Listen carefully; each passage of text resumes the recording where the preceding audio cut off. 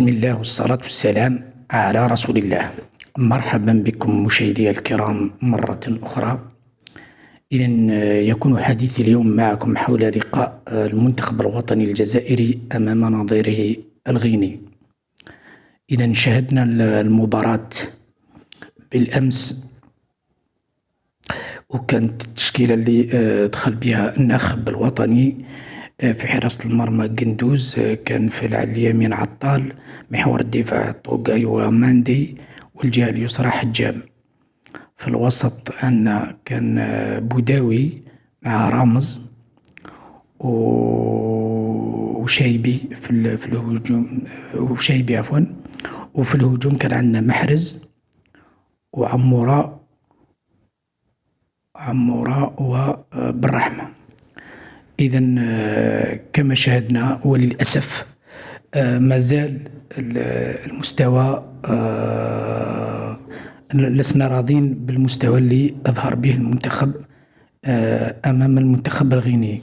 لاحظنا أمور أنه ما كاش تناسق، ما كاش لعب، ما كاش صناعة لعب وصناعة فرص، وما شفناش القرينطة عند اللعابة. ما تحسش باللعابة يبذلوا قصارى الجهد. ما تشوفش متعة في اللعب، ما كاش. ما عرفناش الإشكال وراه زاد. إذا مازال الإشكال مازال هو. إذا الناخب الوطني والطاقم التقني تاعو يظهر لي أنه راه عندهم عمل كبير باش يوصلوا للمستوى اللي رانا نتمناوه، والنهائيات تاع الكان راهي على الأبواب.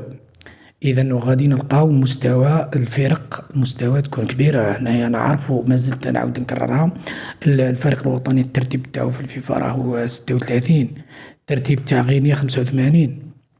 إذا هنا رانا نتلاقاو مع فرق ما نقصوش من قيمتها، ولكن المستوى ماهوش قوي. إذا غدوة أو مستقبلا غادي كي نلقاو فرق بالمستوى قوي ونبقاو في هذا المستوى تاعنا هذا، غادي نتلاقاو مشاكل كبيرة. إذا الطاقم هذا لازم عليه يشوف هذه الأمور هذه يديرها بعين الاعتبار، ولازم له عمل كبير ويشوف. دونك رانا عندنا إشكال، مشكلة راهي كبيرة هذا تبان لي في المنتخب. كي تسيب المنتخب الكرة، اللعب ما يتبناش، ما يتخدمش، ما تشوفش لقطات، ما تشوفش لعب، فرص، خلق فرص. هنايا في 90 دقيقة قاعد تسيب خلقت فرصة ولا زوج ولا ثلاثة، قليل، شيء قليل هذا. غدوة انت تلقى في فرق قوية اللي تبلع عليك وتزيرك، مشكلة كبيرة. إذا نحن نتمناو من الناخب الوطني والطاقم تاعو لازم لهم يبذلوا مجهود كبير حتى يرجعوا للمنتخب، يرجعوا لنا في المستوى اللي نرضاو عليه، كما كان إذا تتذكروا في عهد حاليلوزيتش المقابلة اللي درناها مع ألمانيا. بالرغم اللي خسرنا، ولكن أدينا مباراة في القمة.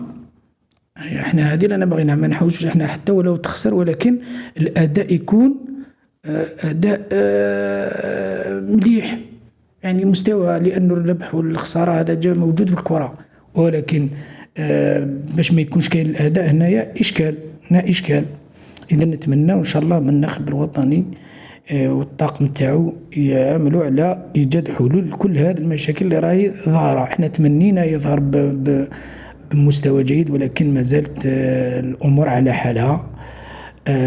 دروك على حساب الناخب قال لك ربما في أكتوبر تكون الجاهزية أكثر من هذا الشهر. ننتظروا هذا الأمر هذا إن شاء الله بحول الله، ولكن لازم تظهر خطة اللعب لازم تظهر لحد الساعة، ما راهيش باينة وما راهيش ظاهرة.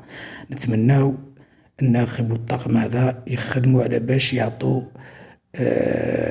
تبان طريقة اللعب، تكون واضحة وتباينة للمنتخب.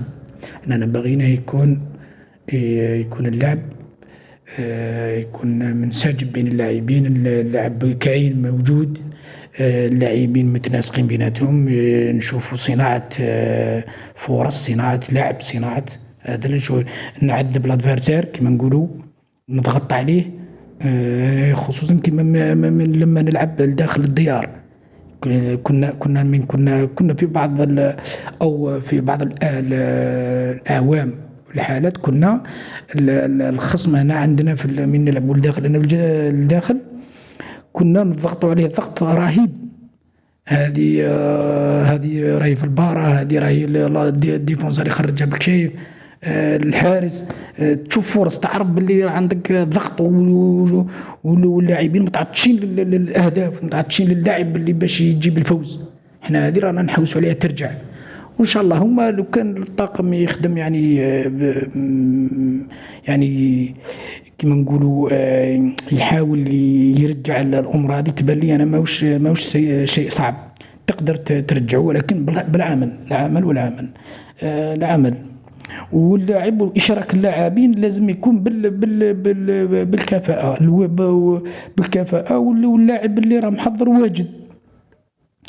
هذه هي اللاعب اللي يكون في الفورما ويكون واجد هو اللي يدخل، وأيضا يكون على حساب الخصم. لازم دراسة الخصم ثاني، هذا أمر ثاني مهم. الطاقم لازم عليه يدرس الخصم كما ينبغي، يدرسها بدراسة دقيقة باش يقدر يوضع الخطة اللي تناسبه.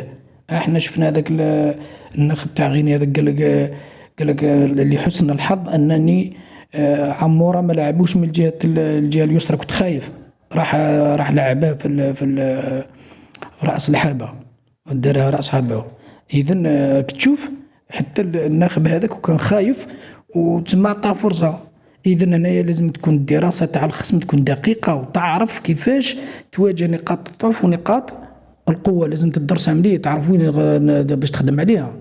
الخطة كيفاش تندار عليها بعد الدراسة، كي تدرس الخصم وتعرف نقاط القوة تاعو ونقاط الضعف.